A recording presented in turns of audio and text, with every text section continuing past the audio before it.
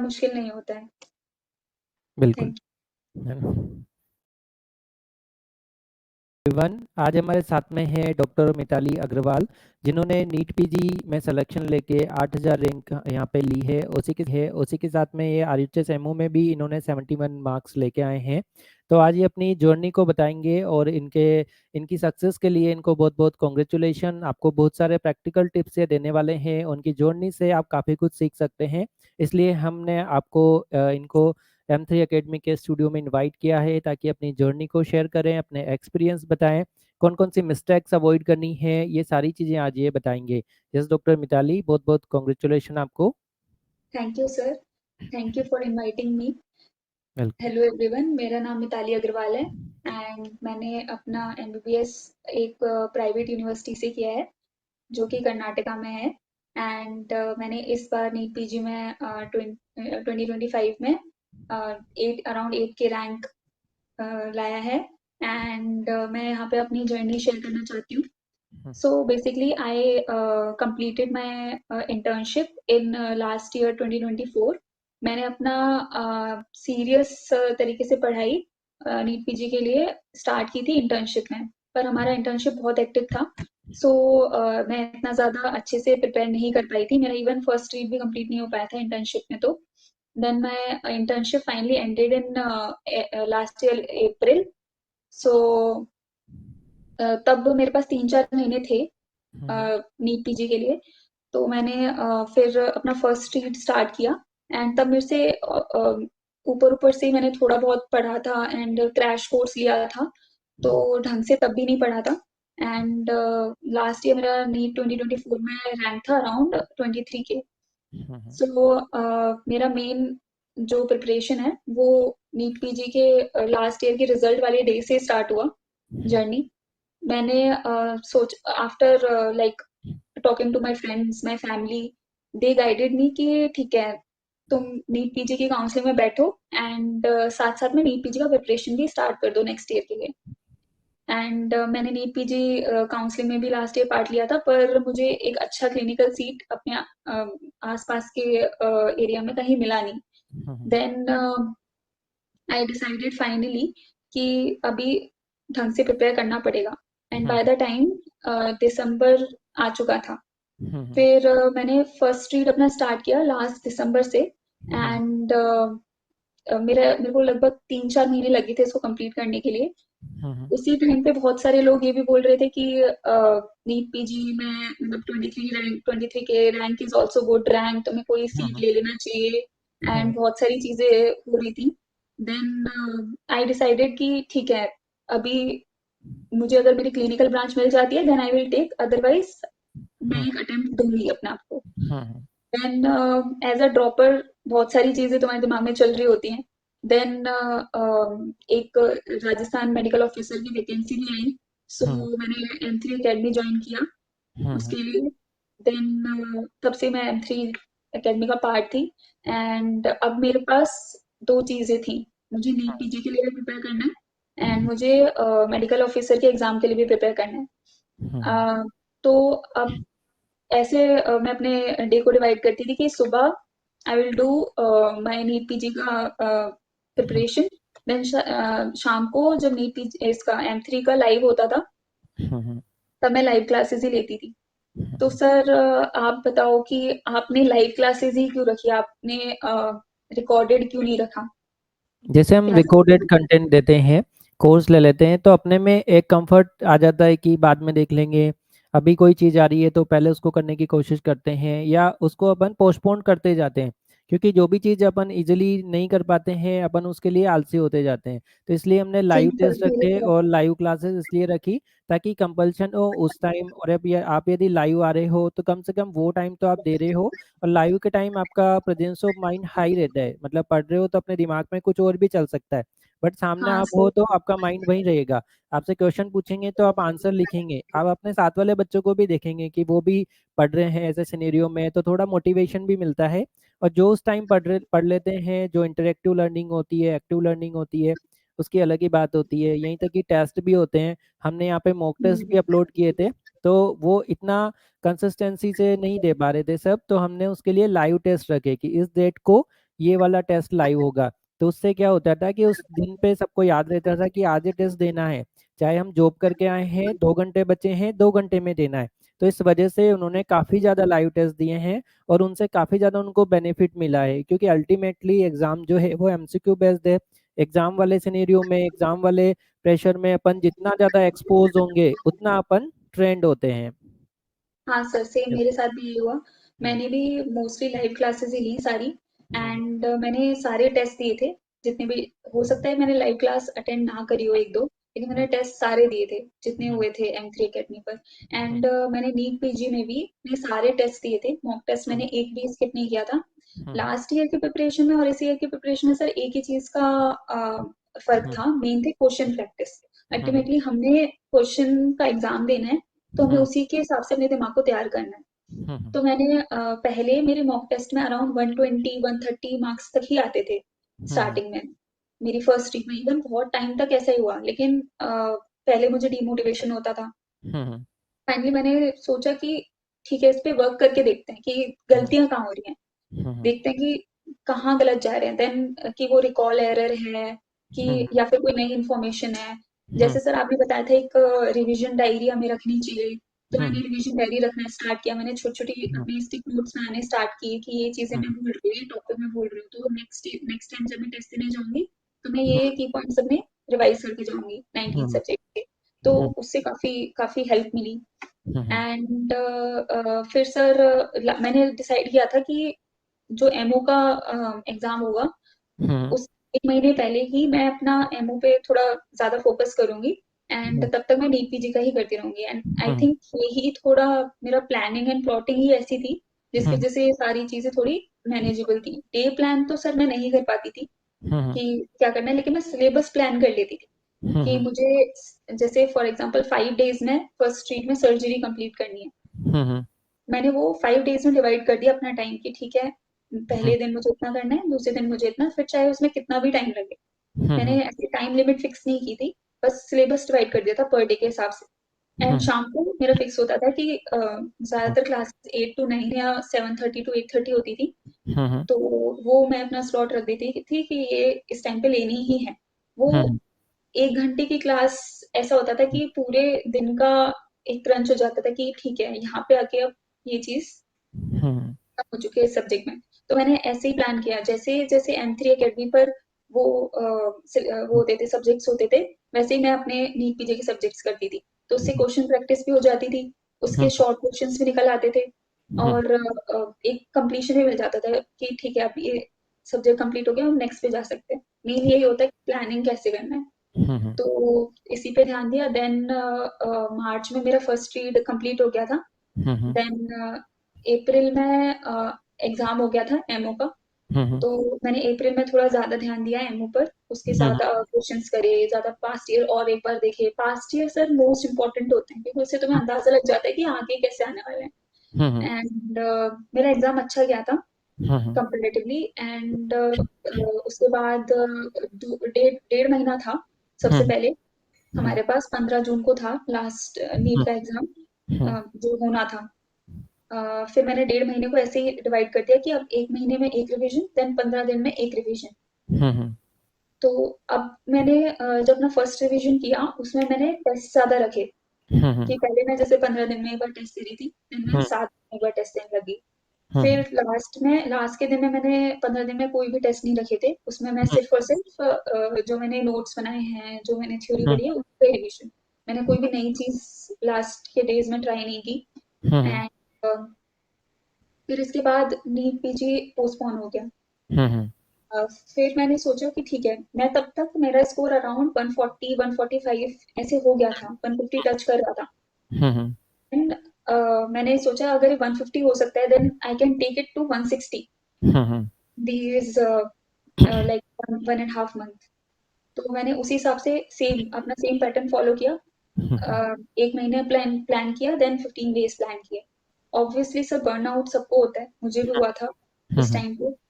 तो मैंने ब्रेक्स कैसे लेने हैं वो भी डिफाइन किया। मतलब जितना बिल्कुल इम्पोर्टेंट पढ़ना होता है उतना इम्पोर्टेंट ब्रेक्स होते हैं कि हमें पता पता होना चाहिए कि कब अब रुक जाना है।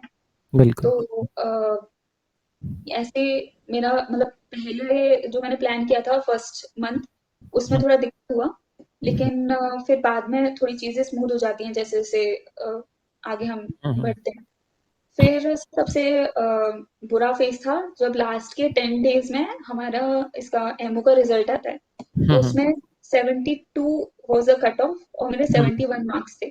तो हुँ, बहुत ही मतलब एक बहुत बुरा लगा था कि 1 नंबर से रह गए एंड सेल्फ डाउट्स भी बहुत ज़्यादा हुए थे।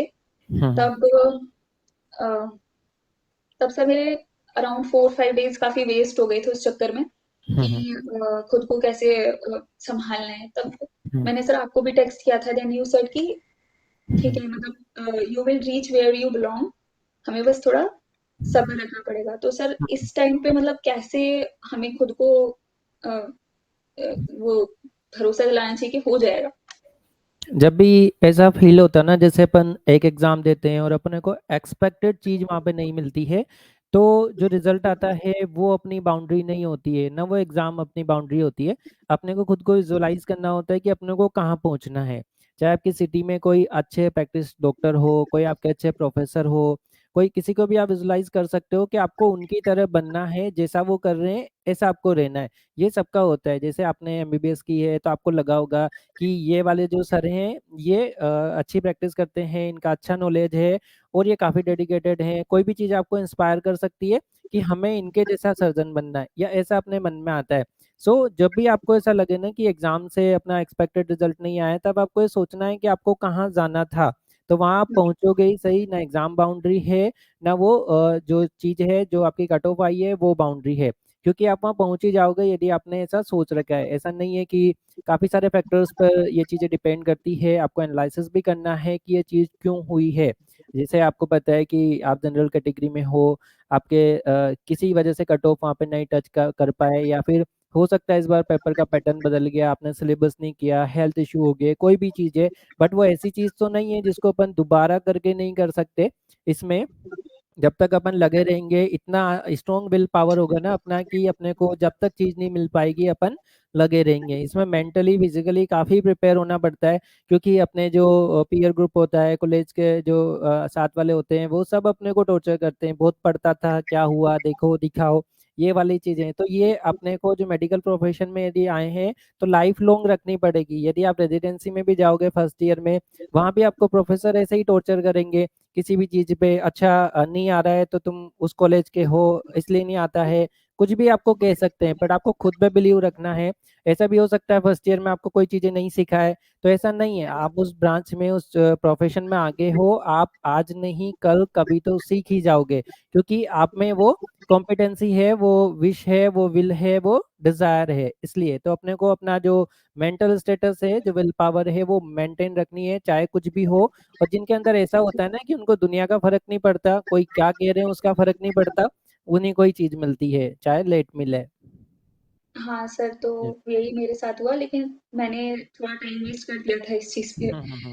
लाइक 4-5 डेज़ मुझे लग गए थे खुद को ये हम्म। समेटने में कि यार ठीक है, अभी आगे चलना है। देन हम्म। फाइनली नीट पीजी का डे आया हम्म। एंड उस दिन भी सर मैं मतलब वो दिन भी बहुत ज़्यादा अच्छा तो नहीं था क्योंकि हम्म। उस दिन बहुत तेज़ बारिश हो रही थी हम्म। एंड मेरे सेंटर का और मेरे लोकेशन का डिस्टेंस लगभग 10 मिनट्स का ही था।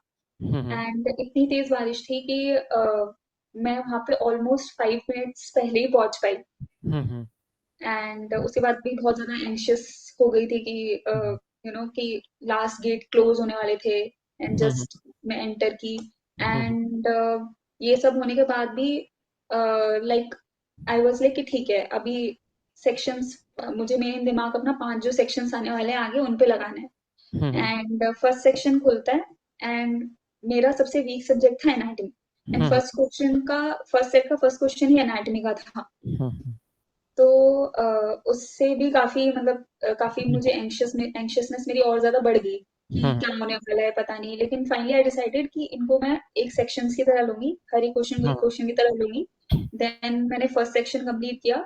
फर्स्ट सेक्शन मेरा थोड़ा ईज़ी था आगे। Hmm. Then second and third sections आए which were tough. Hmm. Second section भी मेरा थोड़ा-सा ट्रिकी था, थर्ड हम्म। सेक्शन भी मेरा थोड़ा-सा ट्रिकी था। पर मैंने हर सेक्शन को एक सेक्शन की हम्म, तरह ही लिया कि इसमें सिर्फ 40 क्वेश्चन ही हैं, इसके बाद हम्म, भी सेक्शंस आने बाकी हैं। हम्म, एंड सर ऐसे ही मैंने एक-एक सेक्शंस को टारगेट किया। अपने हम्म, दिमाग को ये बताया कि these are 40 questions only. Hmm, and फिर फाइनली एग्ज़ाम हो गया।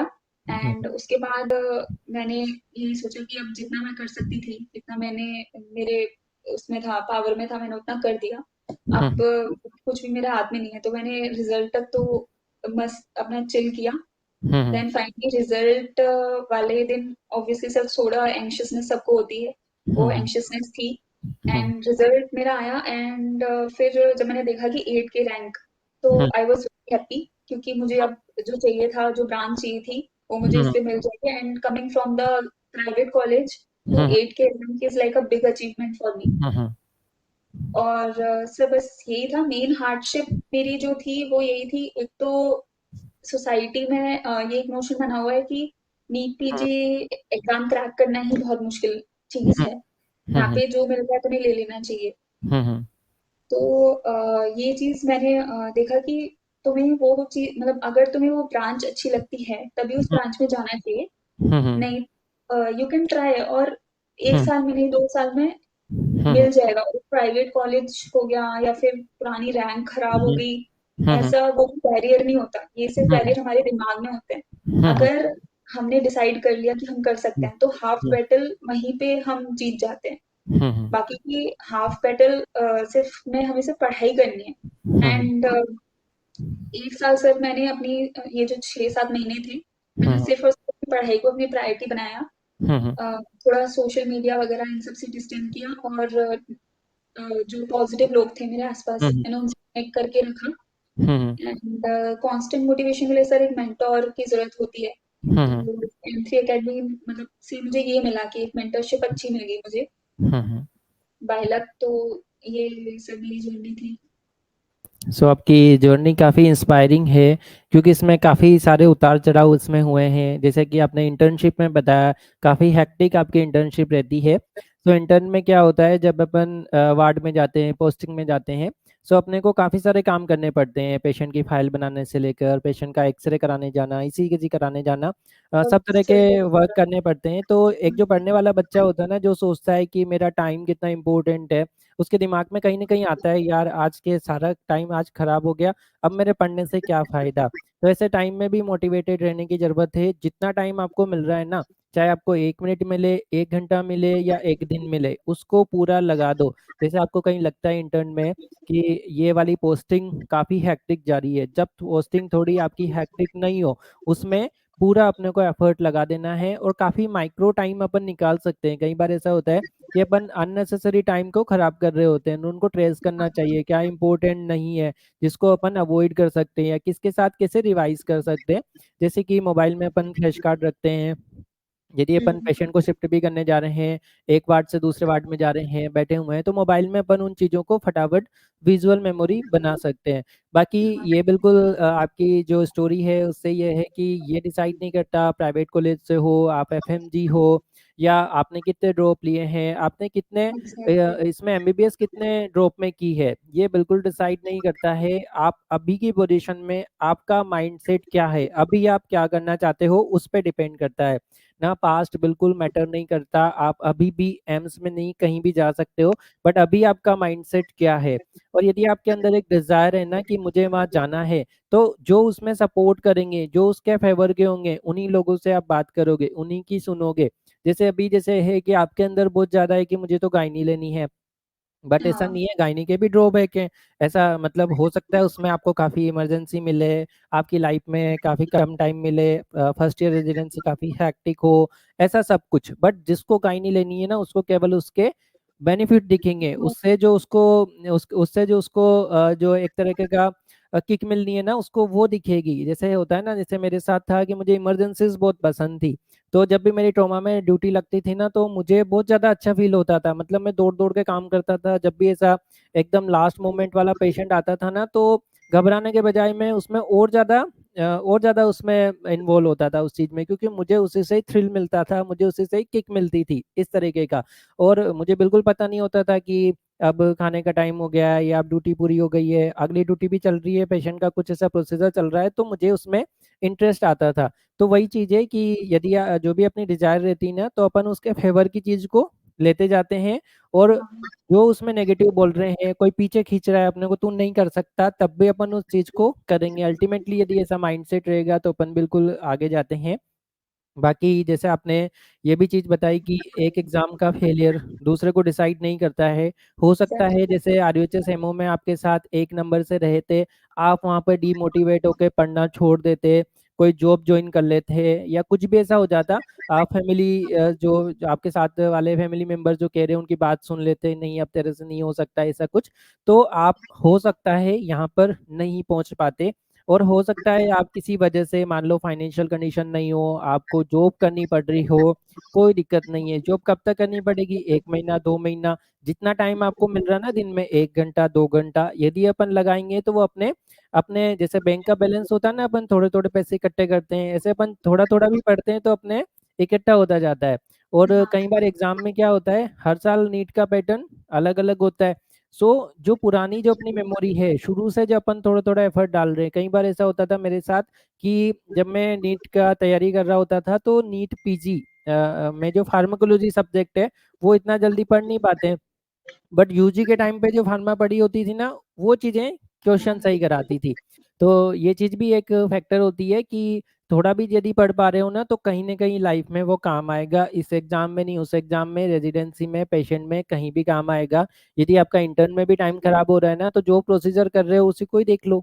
यदि आप एग्जैक्टली। सैंपल ही ले रहे हो तो यही देख लो कि इससे क्या-क्या चीज़ें बन सकती है, कि सेल्फ इंजेक्शन प्रैक्टिस कैसे लगा सकते हैं, नीडल स्टिक में क्या-क्या हो सकता है, रिकॉल, रिकॉल, रिकॉल, ऐसा वाला चीज़ें। अच्छा, आपने लास्ट में बताया कि आपने टेस्ट काफ़ी ज़्यादा दिए हैं, तो हाँ, ये एक आपने अच्छी हैबिट बताई कि थ्योरी पढ़ना इम्पोर्टेंट नहीं है, अल्टीमेटली एग्ज़ाम देना है, उस तरीके का एक्सपोज़र होना चाहिए। और जब टेस्ट देंगे, कई बच्चे इसलिए टेस्ट नहीं देते हैं, टेस्ट देने के बाद उनकी रैंक काफ़ी पीछे आ जाती है।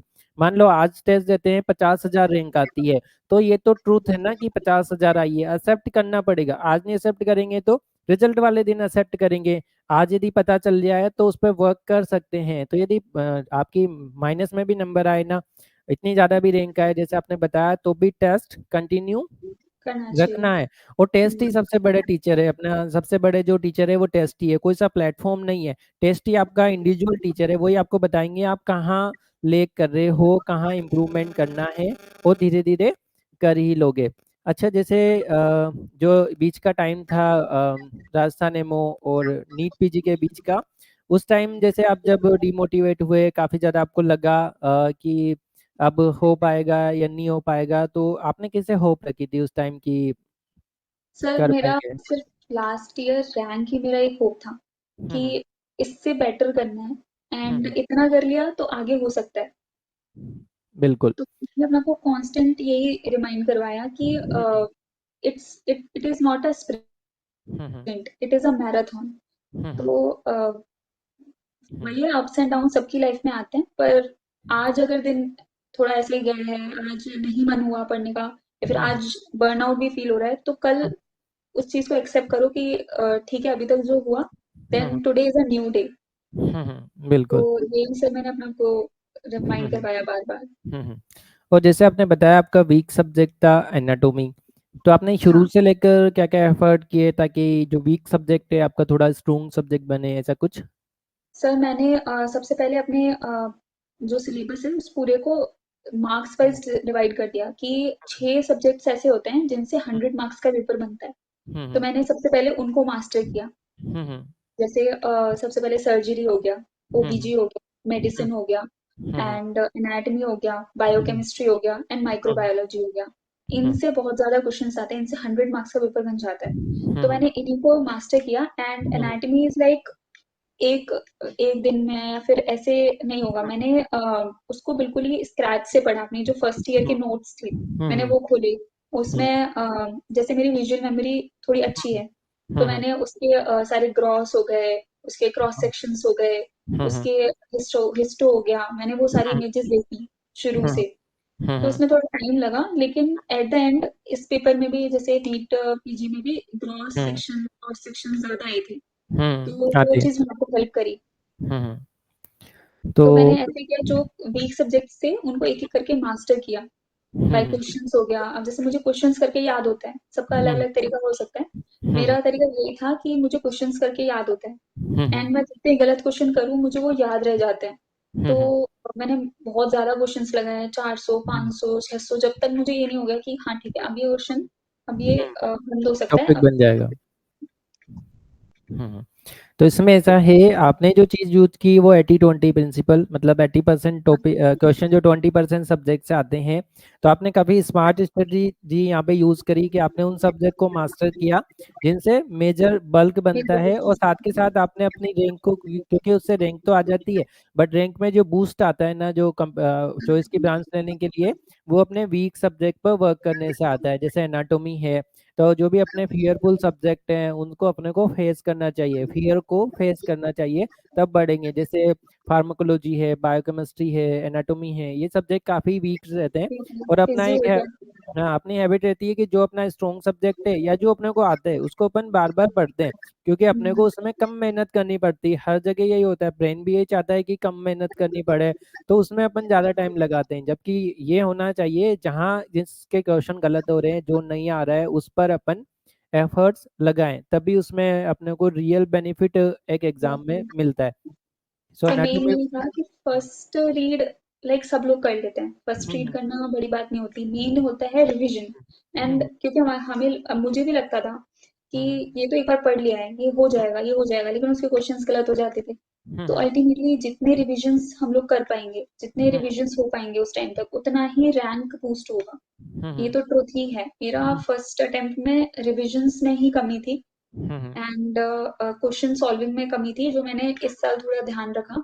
हम्म मैं बस, मेरा एक ही था, अगर मुझे पहले जाना हो अपनी इस जर्नी में, तो मैं हम्म अपने आपको सिर्फ एक ही चीज़ रिमाइंड कराऊँगी, सेल्फ बिलीव। हम्म सेल्फ बिलीफ सर मेरी जर्नी में बहुत ही कम रहा था पहले, हम्म एंड सेल्फ बिलीफ ही है जिसने मेजर चेंज लाया कि मैं कर हम्म सकती हूँ, ये हो हम्म जाएगा, और लोग भी कर रहे हैं, मैं भी कर लूँगी ओवर द टाइम।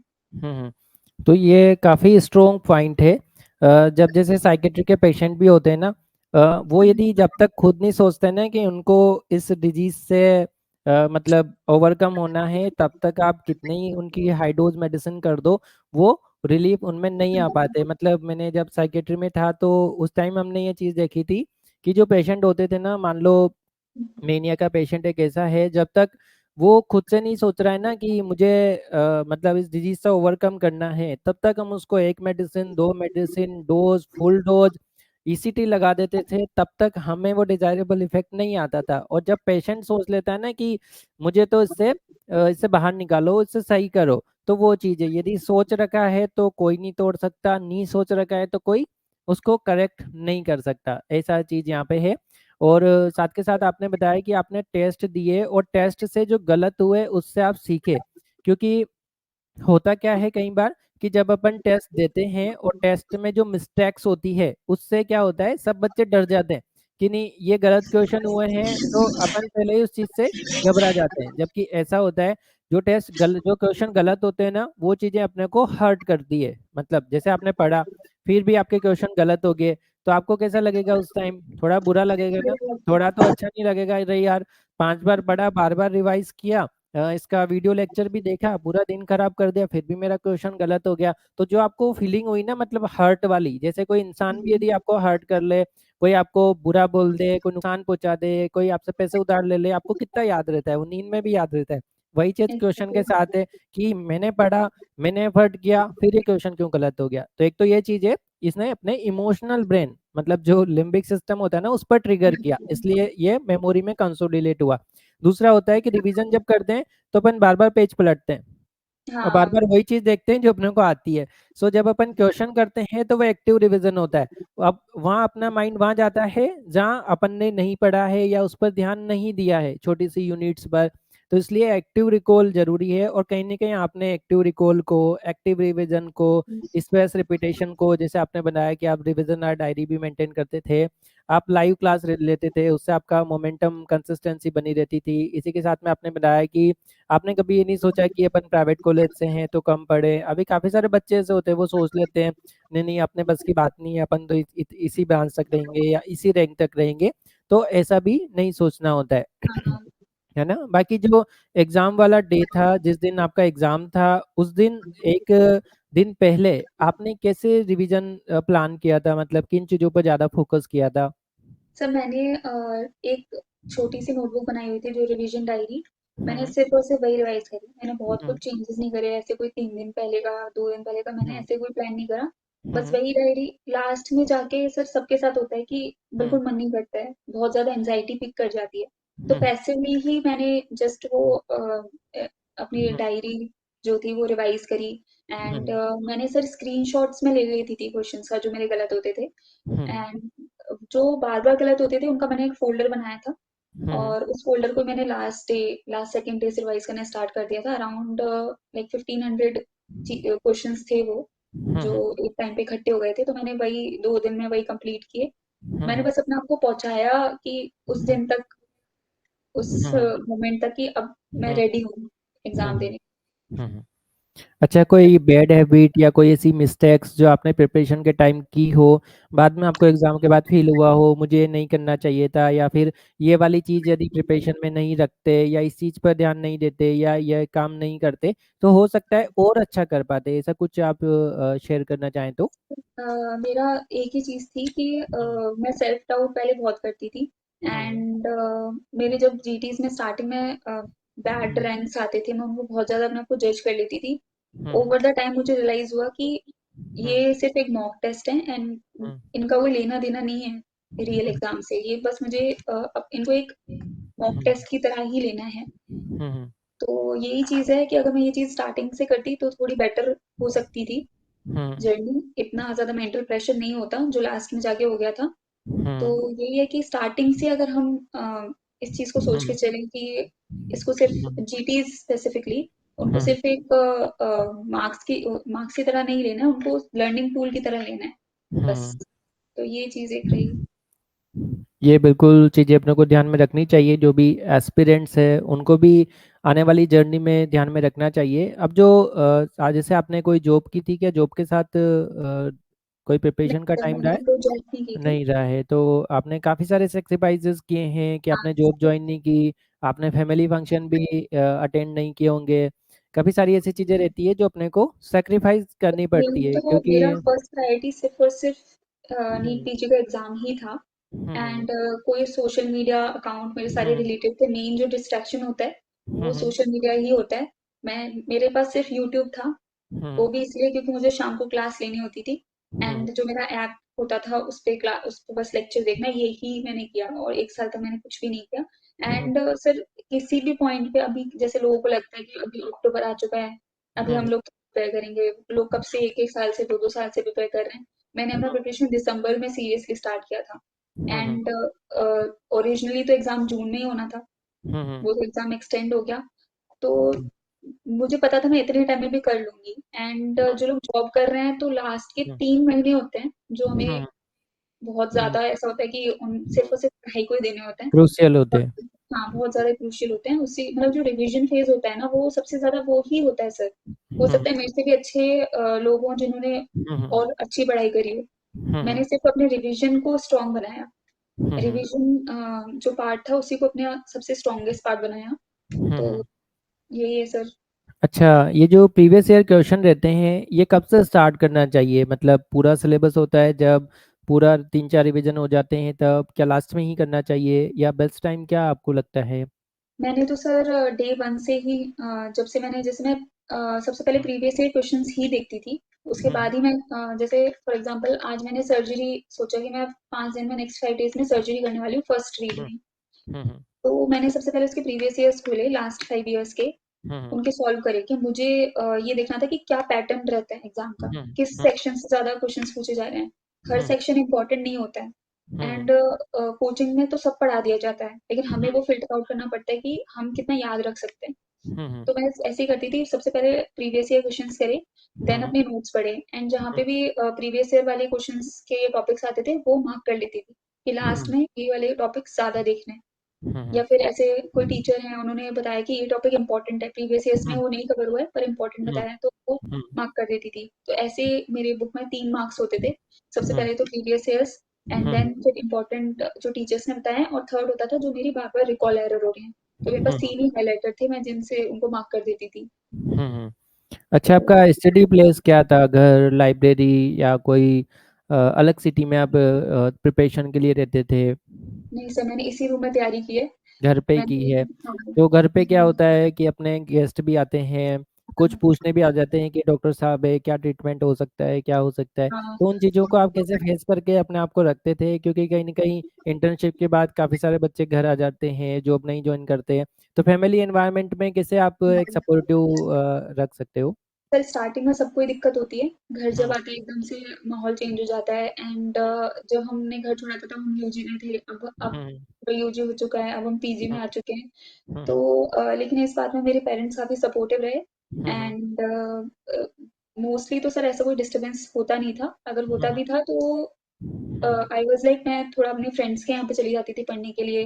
मेरे हुँ, हुँ, फ्रेंड्स भी हैं यहाँ पे जो तैयारी कर रहे थे, हुँ, उनके हुँ, यहाँ चली गई या फिर उनसे डिस्कशन कर लिया। हुँ, हुँ, एंड या फिर यहाँ पे भी आस लाइब्रेरी है मेरे घर के पास, वो जॉइन कर लिया। हुँ, मतलब जैसे एनवायरनमेंट सूट करे, पर मोस्टली मुझे इसी रूम में या अपने रूम में पढ़ना ही शुरू हुँ, से हुँ। ठीक लगता था।